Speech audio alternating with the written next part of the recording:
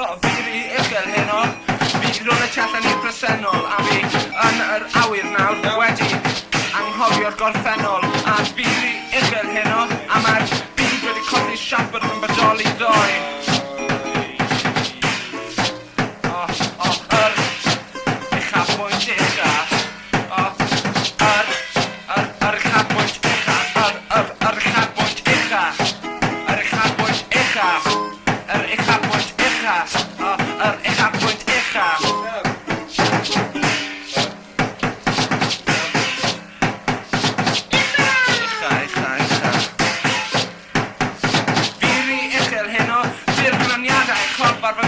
Mae ei chorff yn hedfan o hyd a dwy. Teimlo'r chorff, dwi'n teimlo, dwi'n